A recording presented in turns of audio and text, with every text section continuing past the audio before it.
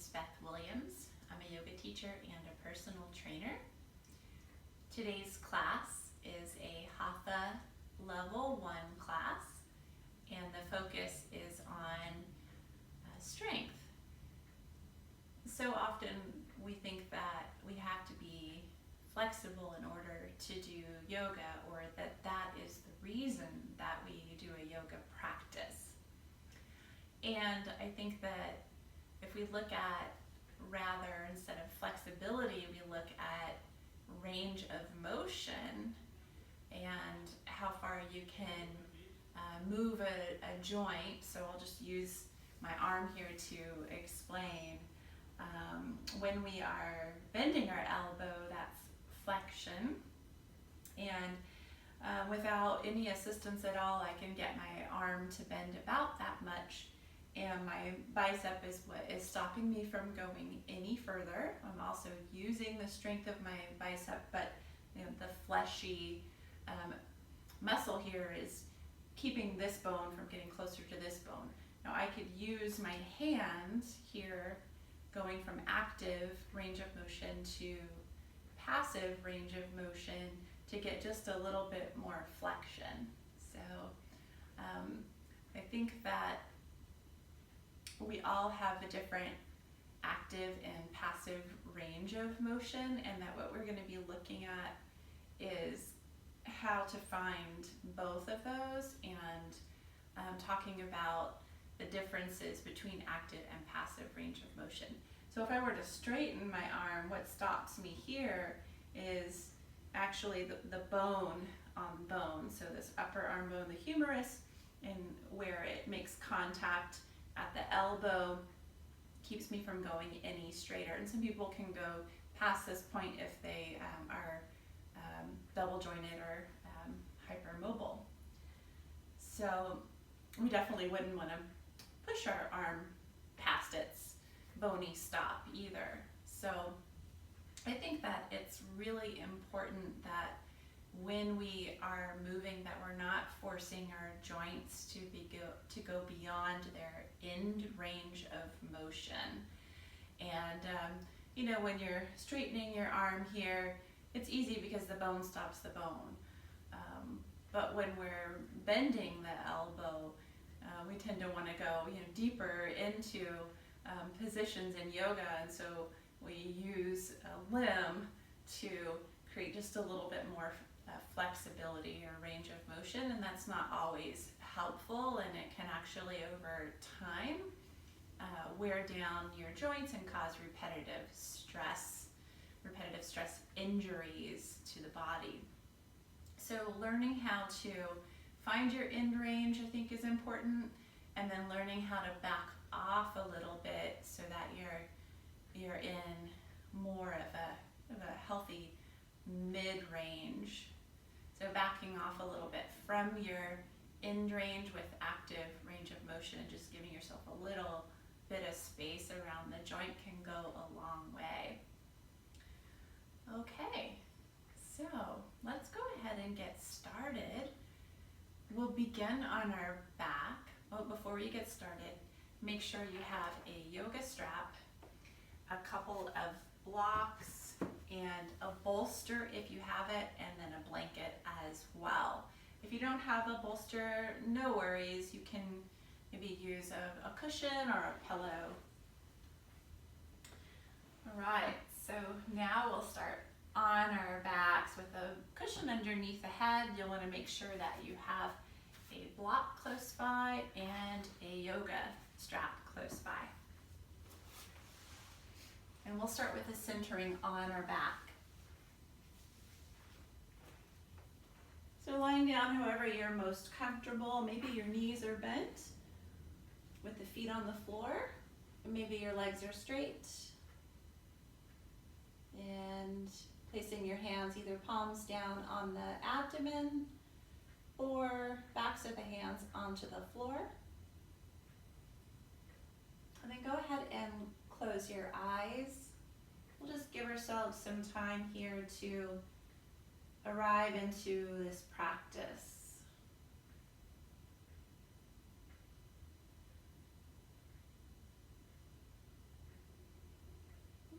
some time to notice each part of your body that is making contact with the floor.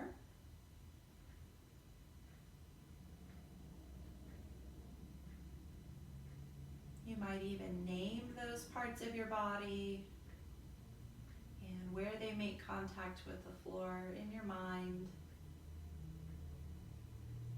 So naming ensures that we're being mindful, that we're noticing, that we're slowing our mind down to notice.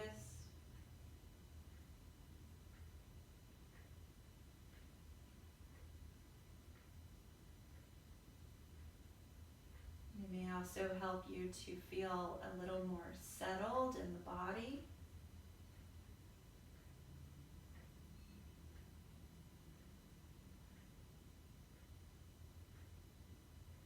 And then begin to notice your breath. Just feeling a natural rise of the belly, the abdomen, and expansion of the rib cage on the inhale. And on the exhale, as you breathe out of the nostrils, feel a sense of the body settling and the belly lowering, the rib cage drawing in towards the organs. Just creating this nice rhythmic breathing pattern as you breathe in and out of the nostrils.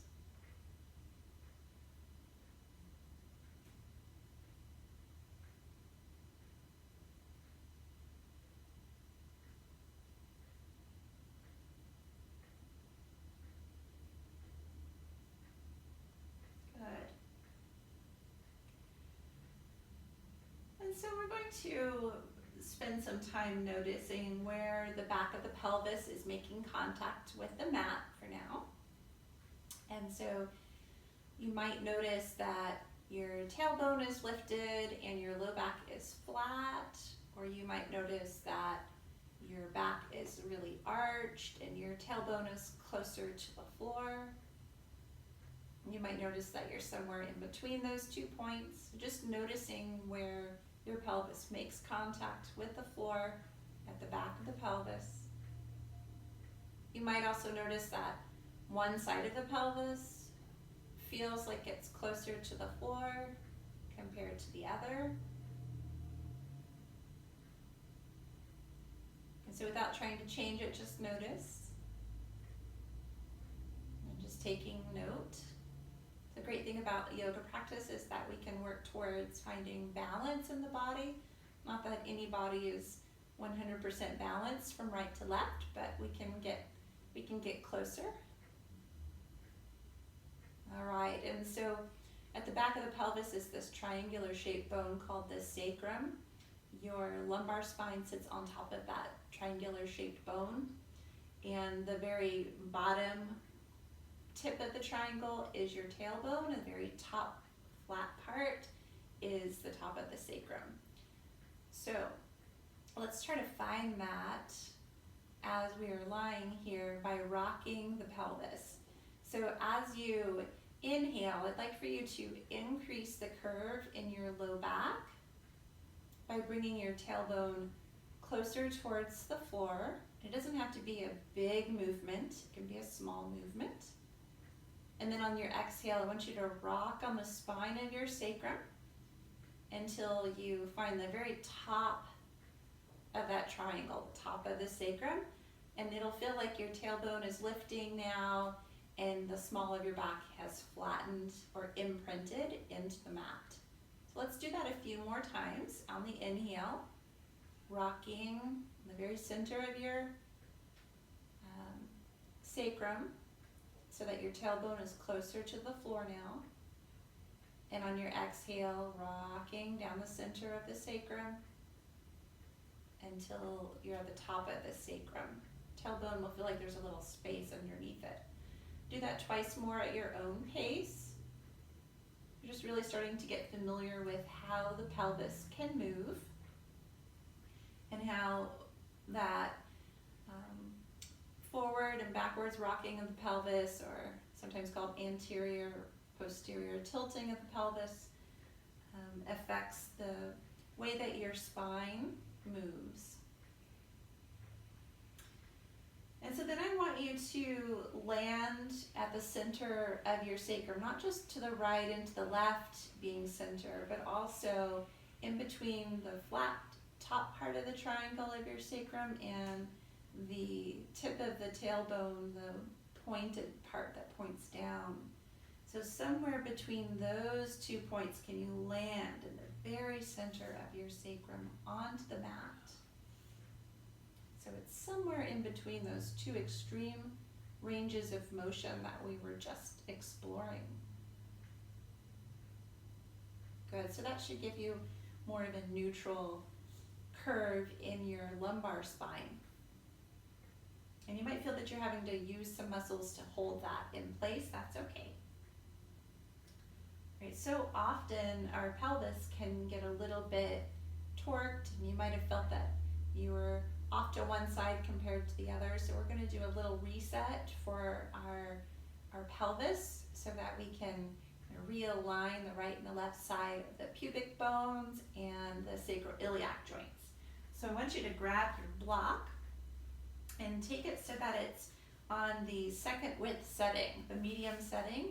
Place that in between your inner upper thighs, so kind of in between the pelvis and the knees. And walk your feet in or out so that your feet are the same distance as your inner thighs. And you can place your hands a little bit onto your low belly here. And so I want you to squeeze the block. And as you squeeze the block, use your inner thigh muscles to squeeze. And try not to change the shape of your pelvis. Try not to flatten the small of your back. And you might notice that you feel some engagement in your low belly. Okay, good. And then go ahead and release that effort. So we're going to do that one more time. I want you to take a breath in through the nostrils and then breathe out of the nostrils and squeeze the block, and we're going to hold that effort for 5 seconds. So you feel some engagement at the front of the pelvis near the pubic bone. Good. At the bottom of that exhale, go ahead and take the block out. Place the block just on your belly there if you'd like. And you'll inhale with your feet on the floor. And then keeping the neutral curve in your low back, exhale, lift the feet off of the floor. Take your hands to the outsides of your thighs, wherever you can reach. And on your exhale, press your thighs out into the resistance of your hands. So you don't actually want your legs to widen when you do that. You want to try to keep your thighs pretty well vertical. Good. At the bottom of that exhale, go ahead and lower the feet down to the floor and inhale here. I'm just going to slide my block back in between the thighs on the inhale. Keeping neutral spine, exhale, squeeze the block. Holding that squeeze, holding that effort for about 5 seconds. And then on the inhale, I'll remove the block, put it on the belly.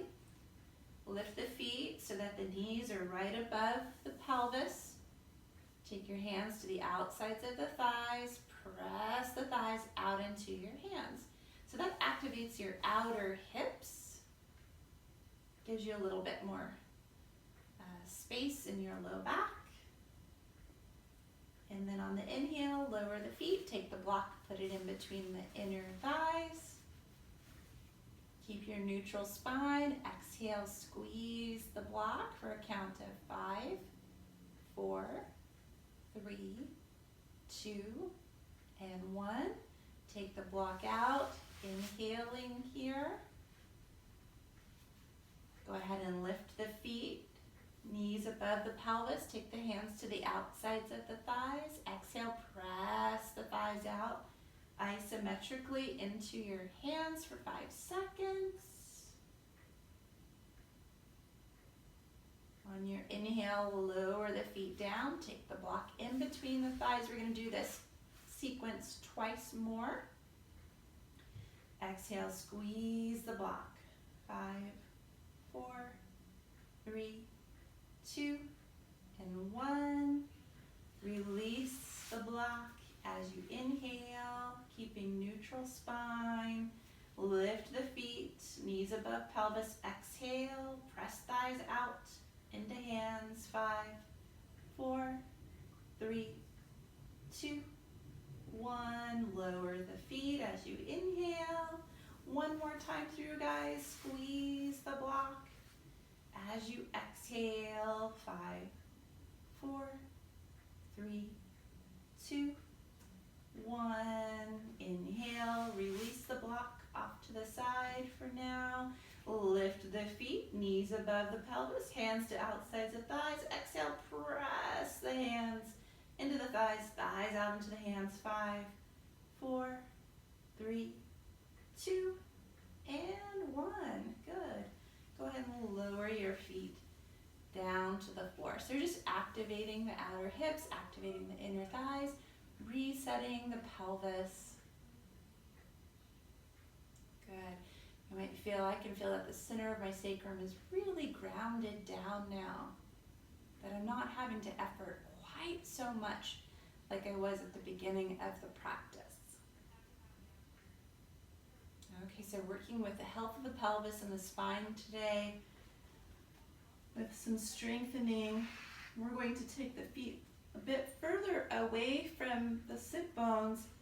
Take the block, place it at that same setting in between the inner upper thighs.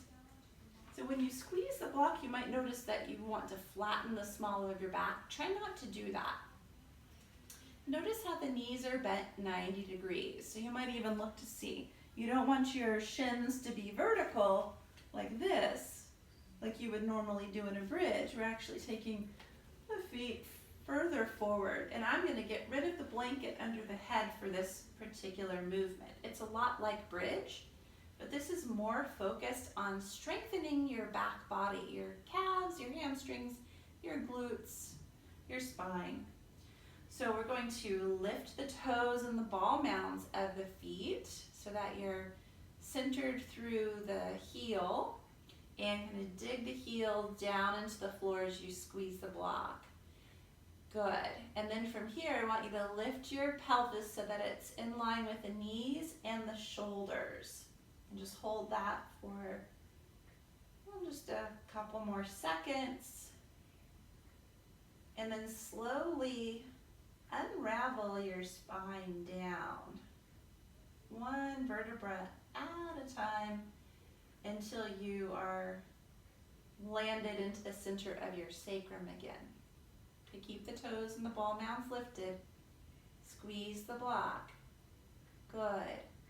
Now on your inhale, I'd like for you to lift your pelvis again so that it's in line with the knees and the shoulders. And then on your exhale, slowly unravel your spine back down. 3 more times. Neutral spine, keep neutral spine. Inhale, lift the pelvis, the height of your knees so it's in line with the shoulders. And exhale, slowly unravel down until you're in neutral spine. And we'll just do that twice more.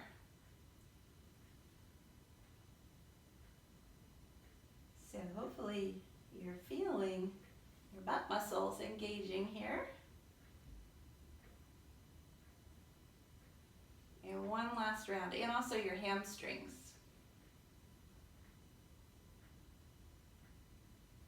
And your quadriceps may also be engaging a little bit.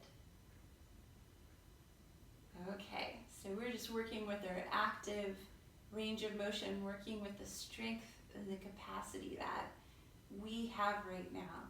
So if you tend to get cramps in your hamstrings when you're doing bridge pose, when you lift your hips, it just means that your hamstrings are weak in that particular movement and you need to strengthen them. So it's a good way to strengthen them here. So we're just going to take the block out, set it off to the side. Okay, so it'll feel good to bring the knees in towards you. Place your right hand on your right knee, your left hand on your left knee, and then just bring your knees in towards you. I'm not pulling with my hands. My hands are just kind of lightly there to assist if I need to, but I'm not pulling on my legs. I'm having the motion come from my hip flexors and my gluteals and my back.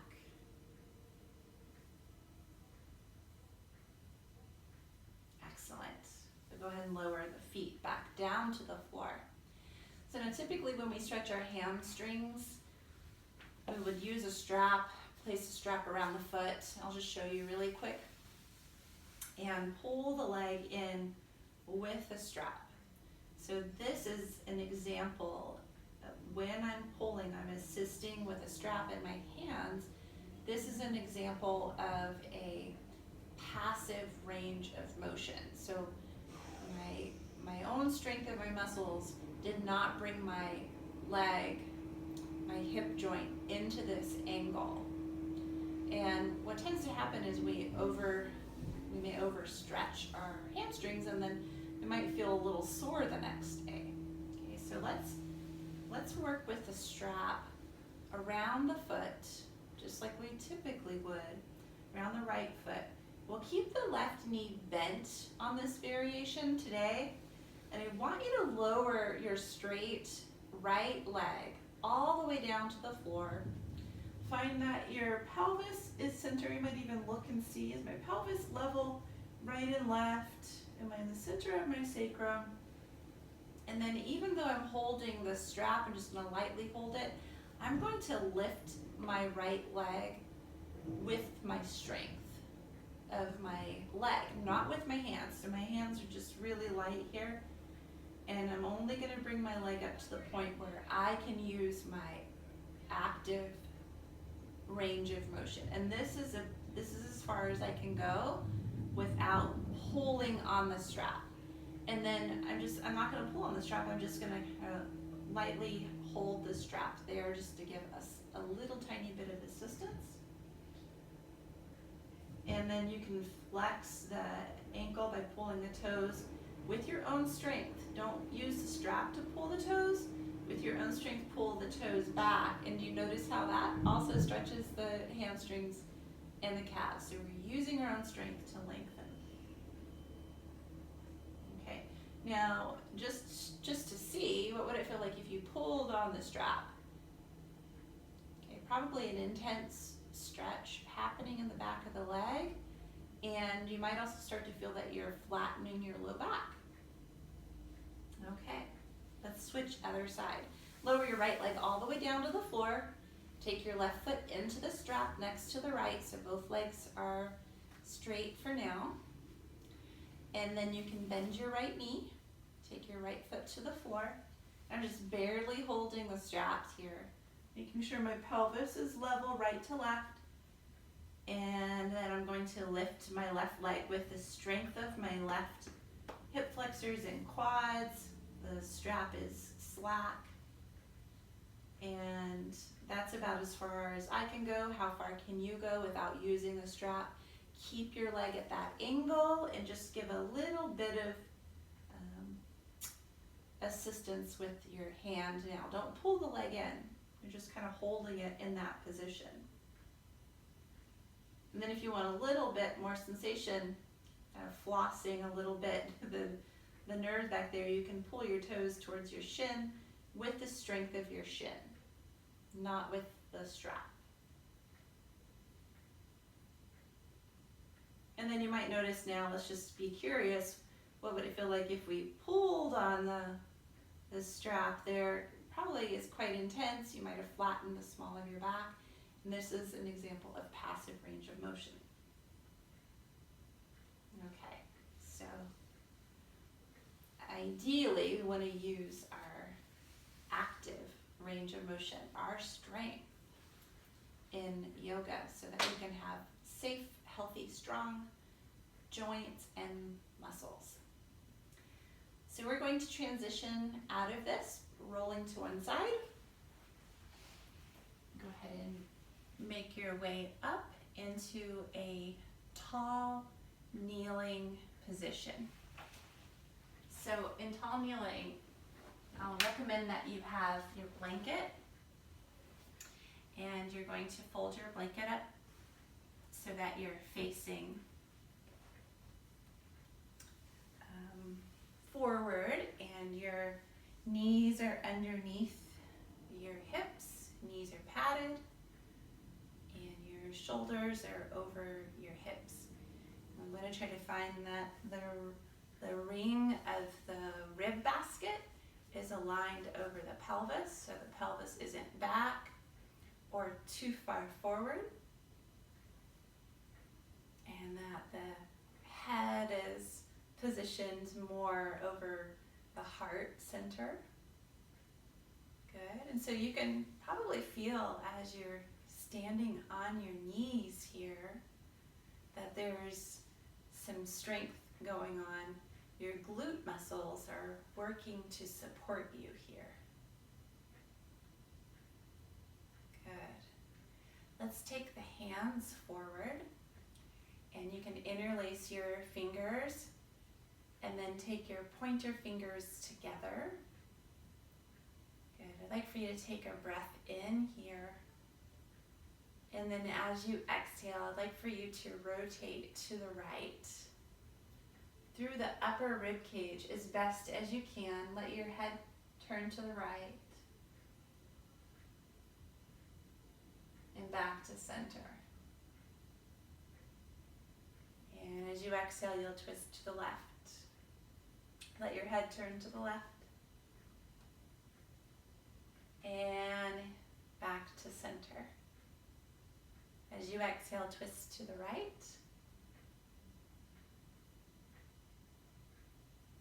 And back to center. So we are rotating from the upper rib cage mainly, but you may also feel that your pelvis is turning a little bit with you, not a whole lot, but a little bit with you. We'll do this a couple more times on each side. Just really working with our active range of motion through the spinal column.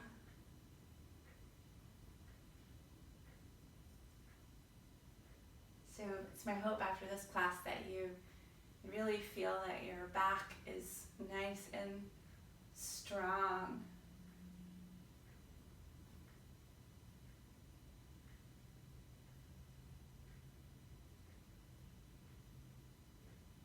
And so finishing by rotating to the left and back to center.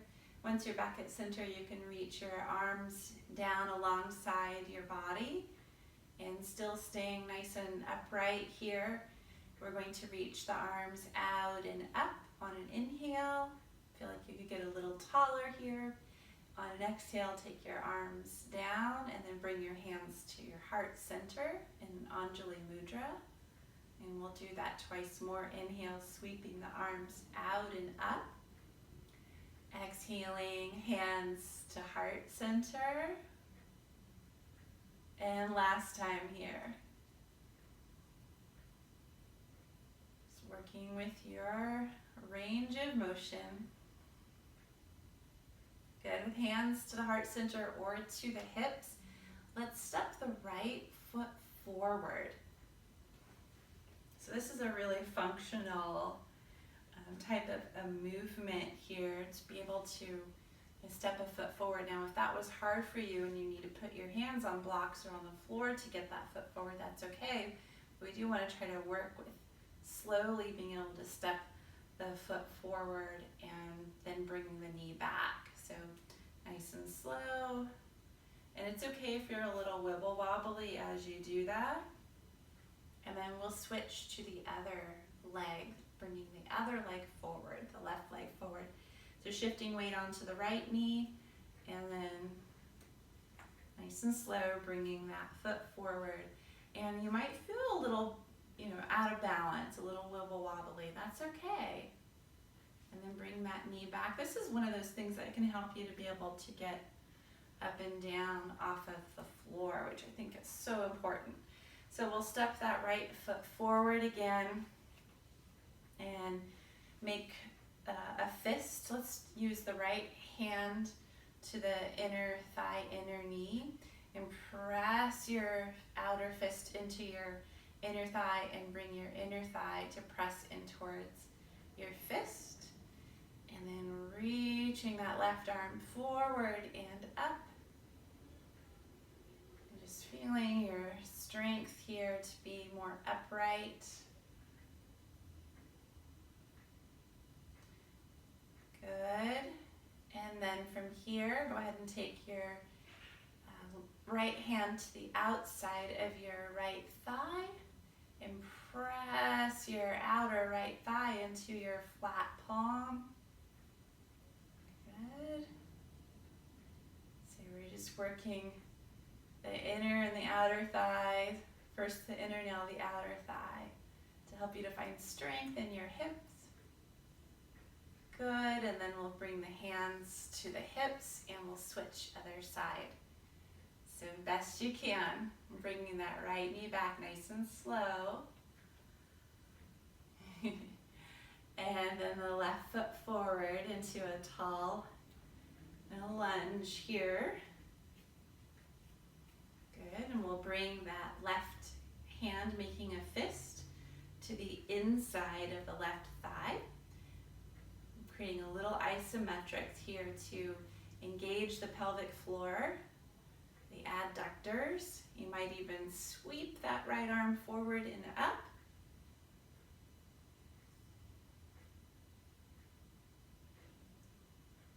Good, and then from there we can take a flat palm on that left hand to the outside of the left thigh and press the thigh out a little bit. Just finding those outer hip muscles.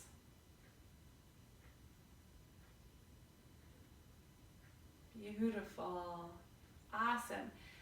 Okay, so from here, I'd like for you to go ahead and step forward. So you can lift your back knee and step your back foot forward. And if that was difficult for you, you might have to put your hands on the floor to step your back foot forward. That's okay. So I'm just going to move my blanket aside and just set both of the blocks up to the top of the mat. And step your feet so that they're a little bit wider than your outer hips. You might find that your toes are slightly turned out. And we'll just take our arms out and up on an in-breath here.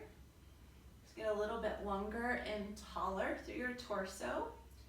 And then on your out breath, I'd like for you to forward fold. And you'll either have your hands onto your thighs so your fingers are closer to your knees, or if you have the hip hinge capacity, you'll bring your elbows onto your knees. Okay, so keep breathing here, keeping your spine pretty well neutral here.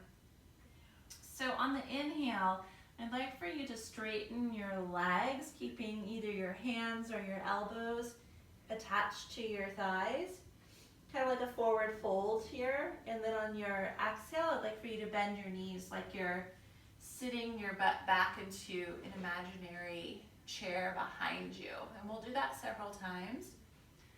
Inhaling to straighten the legs, using the strength of your legs to lengthen your hamstrings. And as you exhale, you'll bend your knees like you're sitting into a squat. And so we'll just keep doing that, and I'll show you what it would look like if your hands were on your thighs rather than your elbows.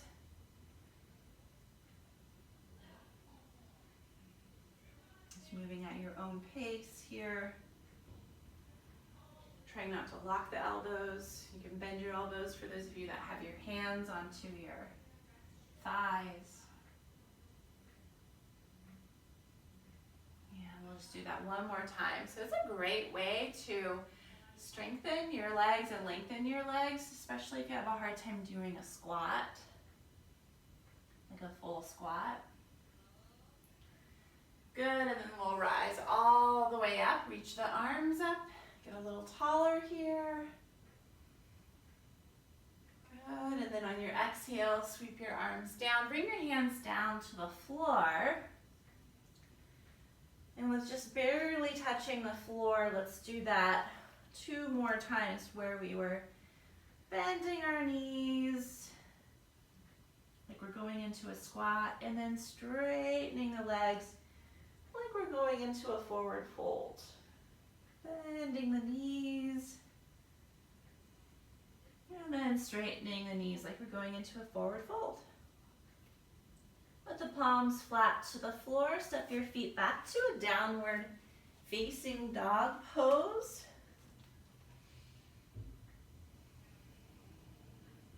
Just a few breaths here. Feel that the breath can help to lengthen the spine,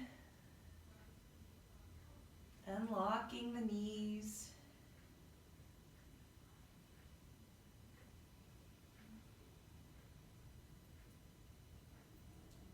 And then slowly to a count of 5, lower the knees into tabletop. 5, 4, 3, 2, and 1. Knees down to the floor. Now from here, let's sit the hips back towards the heels without pushing with your hands, just finding your natural range of motion.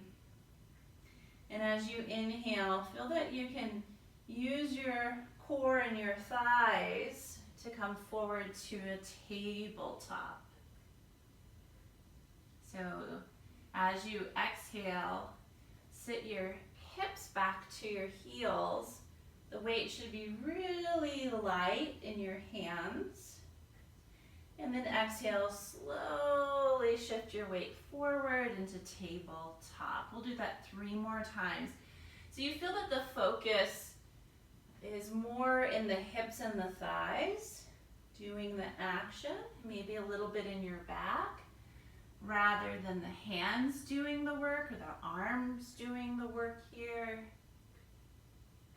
Yeah, just a little bit of assistance with the hands, but mostly working from the legs.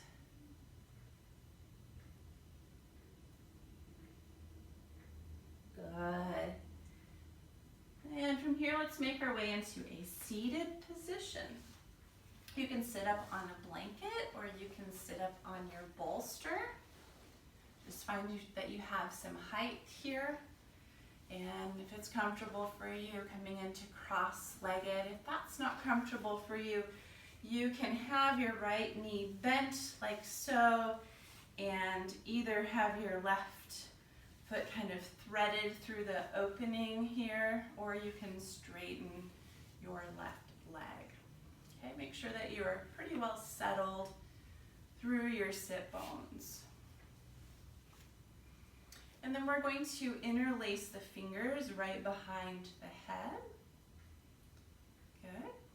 And then try to stack your ribs over your pelvis. Good. So we're going to use our strength of our abdominals to take a twist to the right.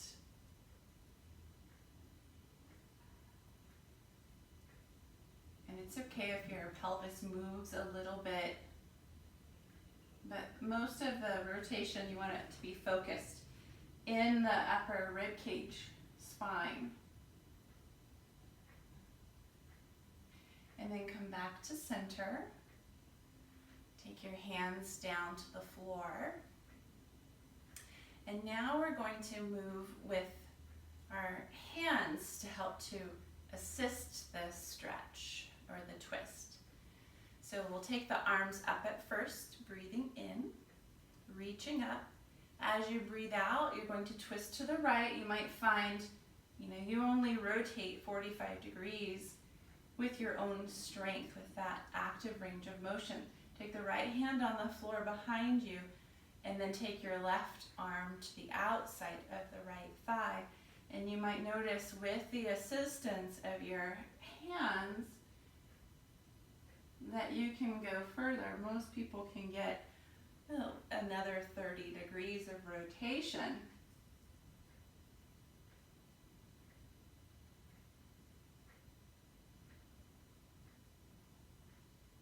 And then come back to center. And then we'll switch so that the other leg is in front if you were crossing your legs. Or that left knee is bent. You threaded the right foot through the opening, or you can straighten the right knee. Okay, so let's first start with the passive twist on this side. So reaching the arms up on an inhale, really trying to stack the ribs over the pelvis, taking a twist to the left hand on the floor behind you, right hand comes to the outside, or right arm comes to the outside of the left thigh. And looking over the left shoulder.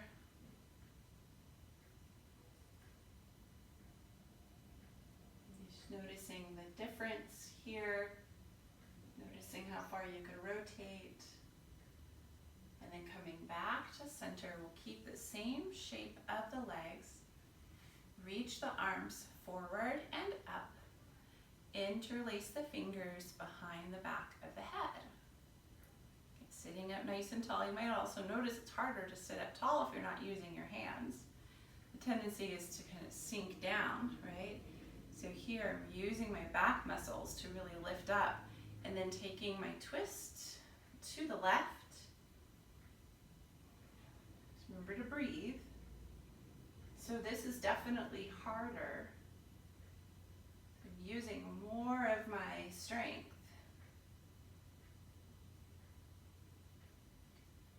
Whereas if I take my hands down now, notice how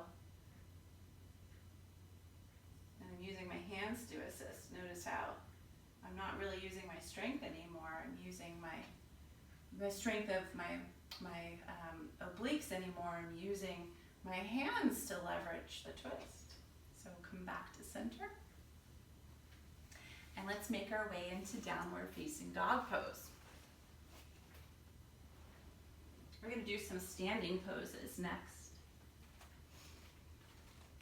So from downward dog, we can lengthen the spine after those twists. And recalibrating, recentering.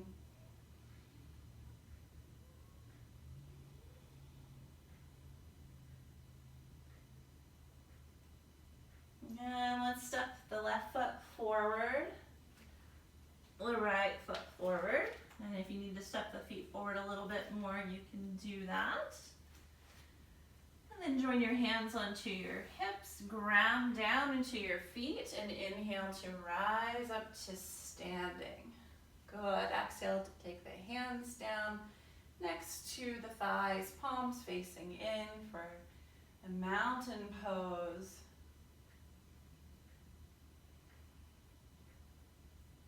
Good, so let's work a little bit with some balance next. So we're going to stand so that the feet start off hip distance apart. And we'll shift the weight over into the left foot and hinge from the right, lifting that right hip, that right knee. Good. Now keeping your thigh at the same angle that it's at, interlace your fingers underneath the right thigh. And just standing nice and tall here so we get just a little bit of assistance, but not much. We're not pulling the thigh in towards us. So just a little bit of assistance. Good, and then take your hands away from the thigh. Hold for a couple more breaths if you can. And then slowly lower that foot down. Shifting weight equally into both of the feet in Tadasana. come back to your center, come back to your breath. Shift your weight over into your right foot and lift your left thigh with hip flexion. Just noticing how high you can keep that thigh bone lifted and take your hands underneath the thigh bone. Try not to pull the thigh in towards you. So just giving a little bit of assistance here.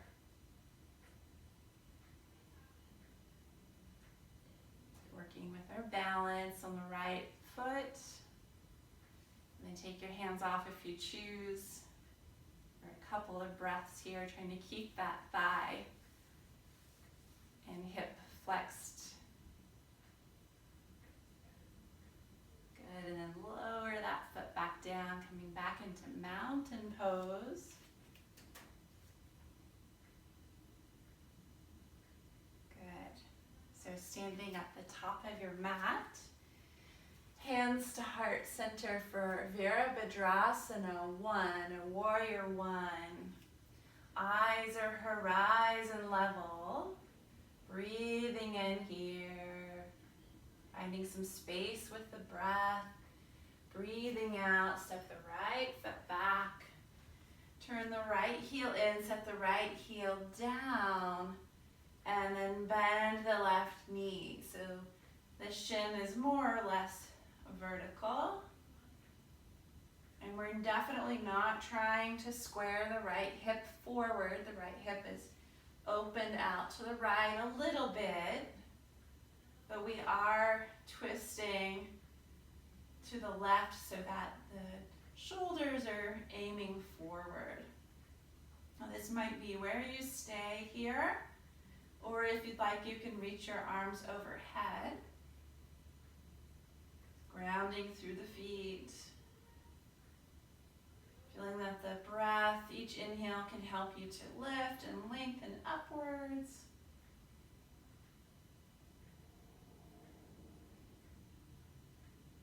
Good, and then we'll drain the hands back to the heart center and step the right foot forward, taking a breath in here.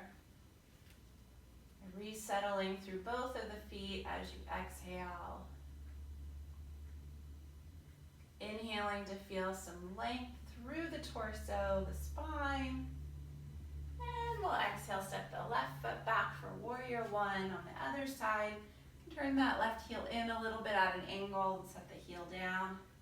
Bending the right knee. And you can see that my pelvis is not squared forward, that it is actually turned outward a little bit at an angle. That's okay. That's what you want. And we're just going to twist the torso, the rib cage to the right, so the shoulders are aiming forward. Now as you ground down through your feet and reconnect with your breath, you have the option of taking the arms overhead.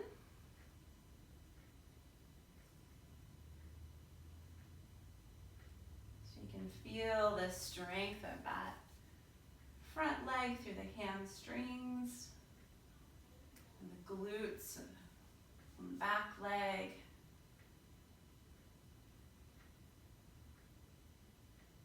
And then we'll inhale to take the hands to the heart, step the back foot forward. Standing in mountain pose. Exhale, re-anchoring through both of the feet. Good. Inhale, step the right foot back. Turn the right heel in, set the heel down. This time both of the legs are going to be straight. And the right hip is angled a little bit to the right. Not a lot, but it is angled a little bit. And from here, we're just going to really strongly root through the feet and start to fold forward from that left hip. Trying to keep the right foot grounded. And we're just coming to the point where we can keep our neutral spine. So we're really working with strength here. And if you'd like, you can either keep your hands to your heart center, or you can take your arms outwards into a T shape so that you're using the backs of your upper arms to keep the arms lifted. Try not to round your upper back here. Good, and then inhale to come back upright, hands to heart center. And exhale, step the right foot forward and just resettle through the feet here. Inhaling. Exhale, step the left foot back. Turn the left heel in, set it down. Straighten the right knee. Make sure your knees are unlocked. You might notice that your hips are shifted a little bit to the left, just very slightly. Okay, so find some length and space with your inhale. And you can start to fold forward from that right hip. Think of hinging from the right hip and trying to keep your spine nice and long. And you'll find a point where your body makes you want to stop here, where you're still using your strength and you haven't come out of that strength-based position. If you'd like, you can take your arms out into a T shape, palms facing down. So using the backs of your upper arms to lift the arms.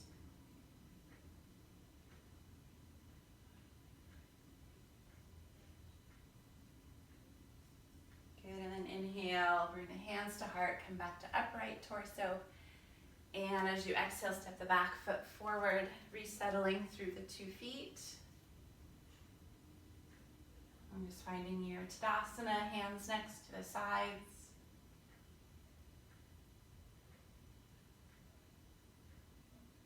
Finding your center.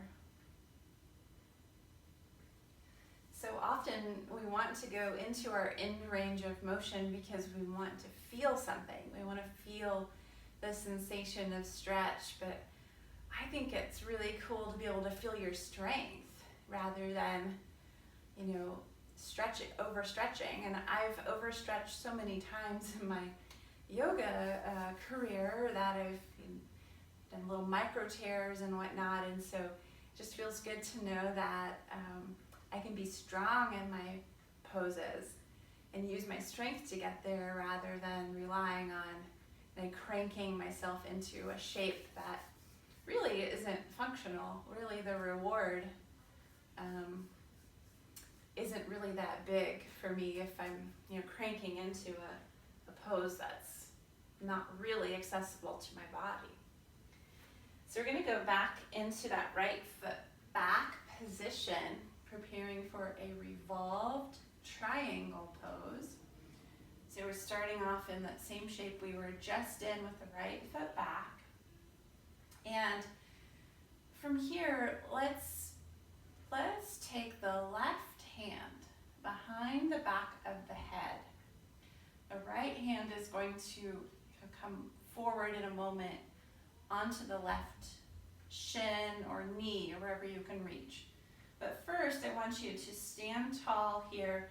Press your head gently back into the resistance of your left hand, just to help you to maintain more of the upright or neutral spine rather. And then keeping that, don't push your head forward, keeping that hinge from your left hip. Your right hand's going to come to the shin or above the knee. Make sure you're not locking the knee.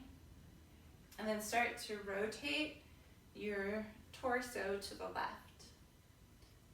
So this is not as deep of a revolved triangle as I could probably get into, but I'm using all hands on deck, so to speak. I'm using all of my strength of muscles that are getting me here, rather than cranking with my hands.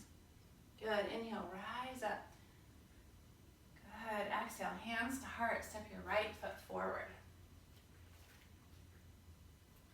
So I wouldn't always practice like this, but it's good to practice strength-based yoga so that you can know which muscles to use when you are practicing yoga. So we're going to step the left foot back for the other side.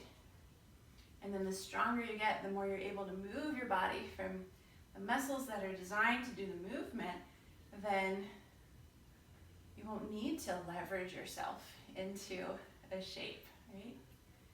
Okay, so this time the right hand goes behind the back of the head. The left hand's going to come over to the right shin or the top of the thigh in a moment. I'm just going to press my head back into my hand and really lift and lengthen up here. You can keep that resistance of head to hand as I hinge from the right hip. And then I'm going to add in my twist once I get to a point where I can't hinge anymore. Try not to round the spine. Spine doesn't like to twist when it's rounded. And then I'm going to anchor my left hand into my shin and press the shin forward just a little bit so I don't lock the knee. And just start to rotate, lifting the chest, looking up underneath that right elbow. Good, and then inhaling to come back up, hands to heart, center. Exhale to step the left foot forward. Nicely done. So, let's do the triangle pose using blocks, and just maybe we have that kind of shadow of what it felt like to really stay strong in the legs and the core. So I'm just going to put my blocks up on their higher setting on either side of the feet, hands to heart center. Step the right foot back, turn the right heel in, set it down so we're set up. And I'm going to start to twist now. So as I'm upright, twisting to the left. So I'm using the strength of my abdominals here to rotate to the left and hinging from the left hip. And then the block, I'll take my right hand to the block, and I don't want to put all of my weight into it. I'm just going to have my fingertips on it. So I'm still using my legs, and then maybe take the left fingertips towards the sky. So as soon as you put your right palm flat onto the block, notice how you lose the engagement in your legs.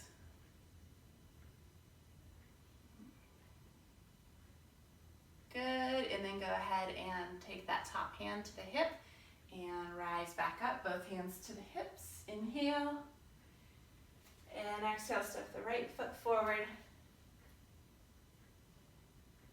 Inhale, lift up tall. Exhale, step the left foot back. Let's take the hands to the hips, to the heart center rather. And we'll inhale to lengthen the spine, and exhale, start to twist to the right. Twisting to the right. And then hinging from the right hip.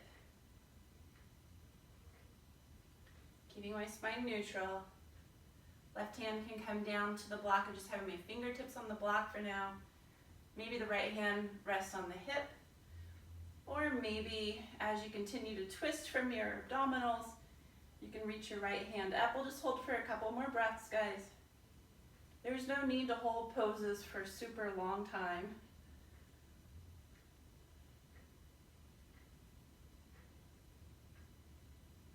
Good, and then rise up, inhale, hands to heart. Exhale, step the left foot forward. And settle in your mountain pose for a breath.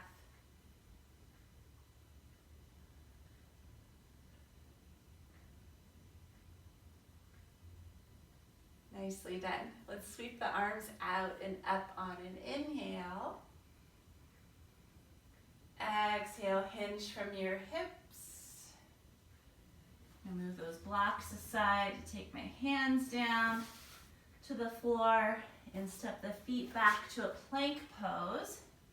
Just breathing in here. Breathing out, still holding here. Stretch back through your heels a little bit and forward through your head so you get a nice long plank. Unlock your elbows.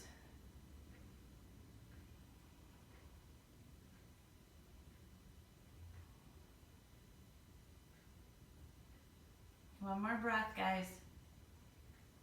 And then lower your knees if you need to. Come all the way down to your belly. I'm going to scoot back a little bit, so I'm using my full mat space instead of having my face on the floor. And we're going to do some back strengthening with spinal extension and hip extension. So we'll start with the hands, palms down underneath the shoulders. The nose might lightly be touching the floor, or the chin might be touching the floor a little bit. And lift the heads of the arm bones here. And then from here, I want you to start to curl the upper back into a baby cobra. So you might even lift your hands away from the floor an inch. So you feel that you're using your back muscles to lift your chest away from the floor. Remembering to breathe here. Notice how when you put your hands down and push, that you're no longer using your back muscles as much. So it might look cooler, but this is better for the health of your back. Good, and then lower yourself back down, make pillows with your hands. Rest your cheek on your top hand. Just take a few breaths here on your belly.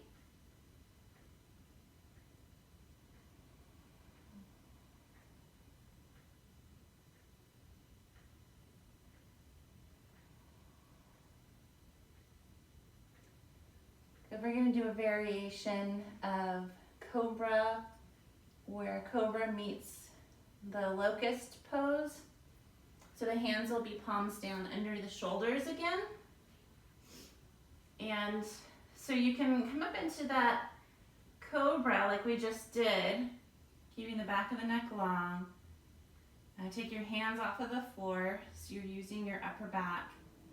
And then you have the option of lifting your legs, your upper thighs away from the floor, squeezing your butt muscles to lift the legs, pointing the toes back.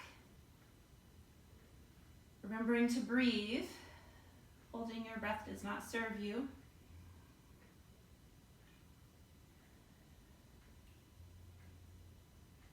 Good, one more breath, guys. And then as you exhale, lower your torso down, make pillows with your hands. You can turn your head to face the other direction this time. Resting on your belly.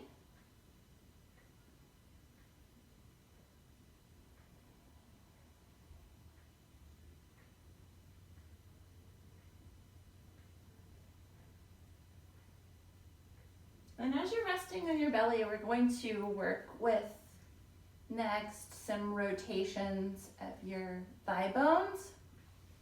And this will be active rotation instead of, or active range of motion, rather than passive, rather than assisting. So you're going to bend your right knee 90 degrees. And then I'd like for you to rotate your right thigh bone so that your shin moves closer towards the left leg. And then rotate your thigh bone back to that starting position and then out so that your outer ankle moves closer towards the floor on the right. Okay. And then so continue to do that. You might notice how far your leg goes as you rotate the shin across the midline and as you rotate the shin away from the midline. And then see if you can start to keep the two hip points, the front of the pelvis, on the floor as you do this, so that you're really isolating your rotators. Let's do that a few more times. Most people notice that it's harder for them to take the leg outwards in this direction, which is actually internal rotation. And they notice that it's easier for them to take their shin across the midline, which is actually external rotation. But everyone's different, we're all unique. So you can lower that foot down and just take a moment to settle into your pelvis. And then you might notice the two sides are different too. So you'll bend your left knee 90 degrees. And at first just notice your range of motion. It's okay if your pelvis lifts a little bit here at first. You're just exploring the internal, external rotation. And then see if you can get the two hip points to stay more anchored or glued to the floor as you continue this rotation. When your hip starts to lift, you've gone past your range of motion, your natural range of motion. You're actually kind of forcing the joint beyond what it's able to do, so then another joint has to move to compensate. Okay, so both sides even there. Go ahead and push yourself up. And we're going to make our way onto our back. Make sure you have a block close by and a blanket if you'll need it for Shavasana. All right, so I got everything ready. I'm gonna lower myself down onto my back here.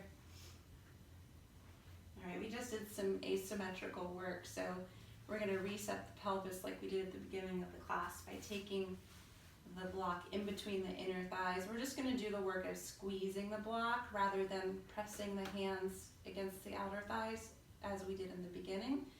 So 5 rounds of, on the exhale, squeezing your block, your pelvis in neutral. On the inhale, relax the effort of squeezing the block. On the exhale, squeezing the block. 5 seconds. Inhaling to relax the effort. Exhaling to squeeze.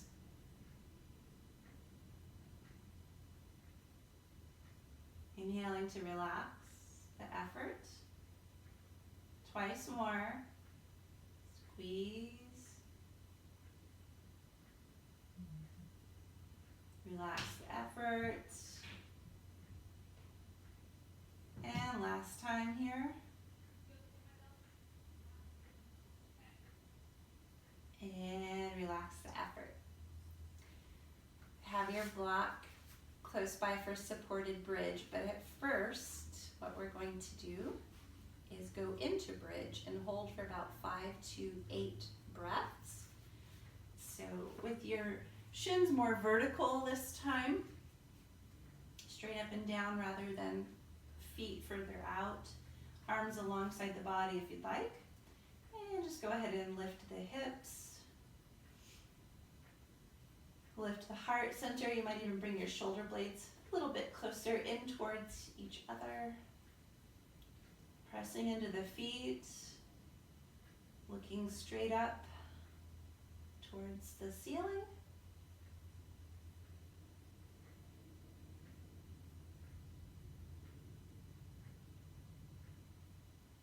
If your low back feels a little bit jammed up, you can lift your heels a little bit.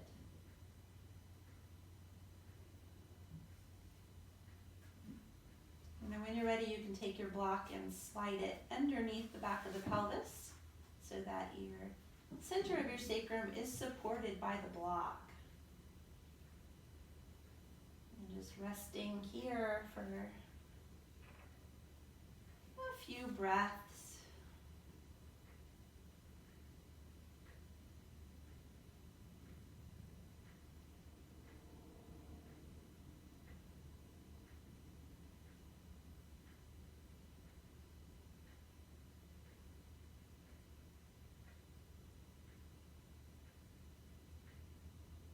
Enjoying the breath, enjoying the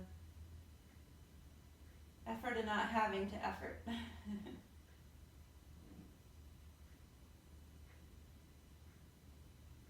Those of you that would like to straighten your legs with your feet aiming towards the ceiling, you can do that. It might feel good to just have your knees bent with the calves parallel to the floor rather than straightening the knees.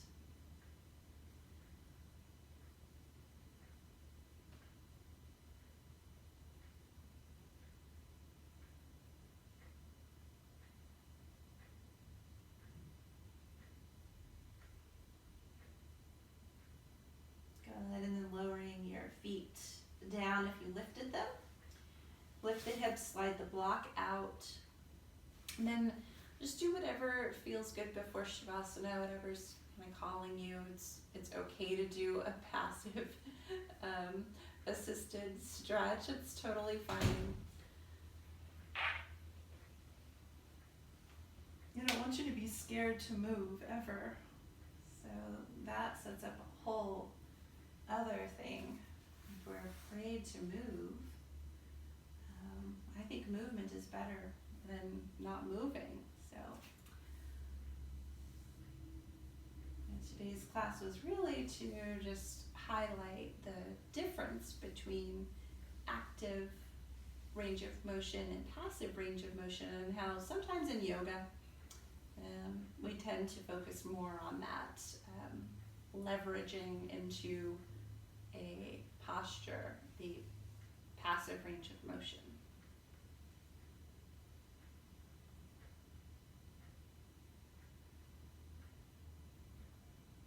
Okay, so once you feel like you've gotten into all those little areas that you're working on, you can set yourself up for your final relaxation, and we'll just do about a 5-minute final relaxation.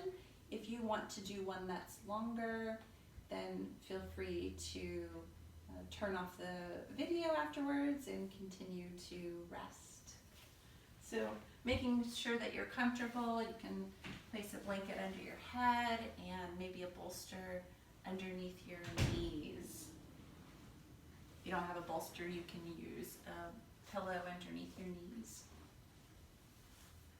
I'm going to sit, and you can lie down and be nice and comfortable here. Just making any little adjustments so that your body feels level and even as best you can. Try not to force the body.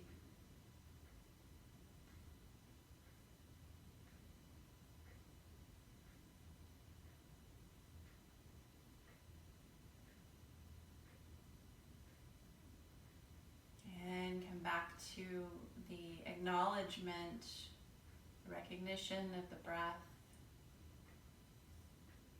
And at first you might direct the breath, creating space with the inhalations, feeling a sense of surrendering on the exhalations.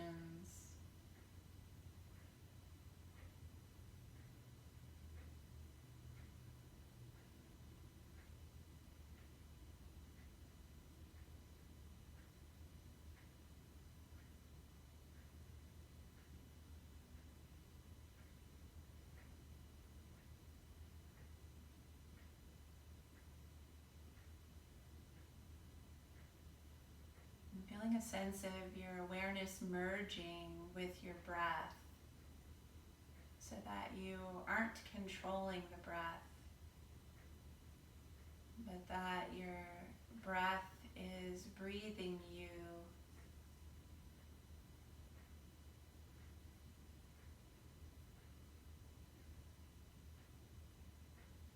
Feeling the effects of the breath breathing you.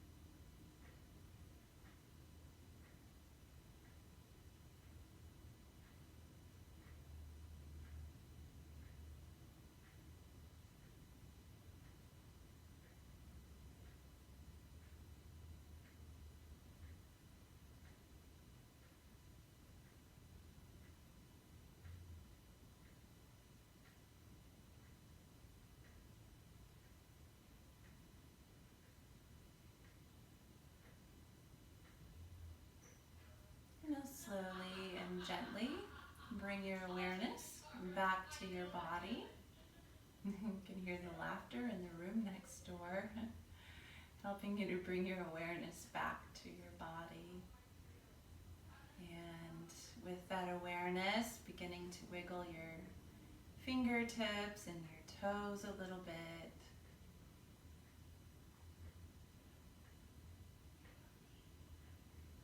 Moving your hands and your feet, your arms and your legs.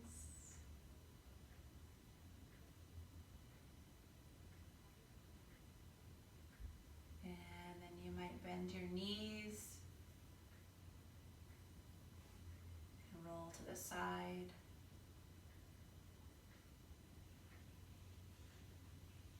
And making your way up into a seat if you feel ready.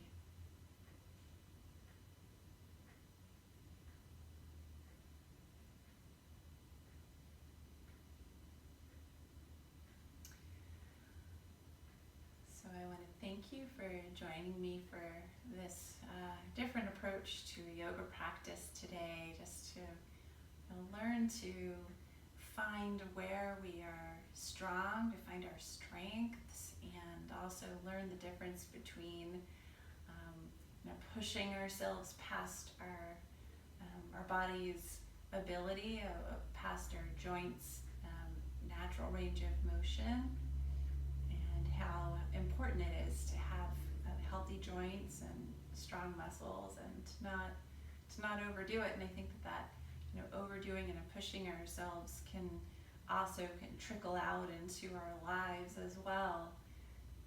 You might notice that there's a correlation between those two things.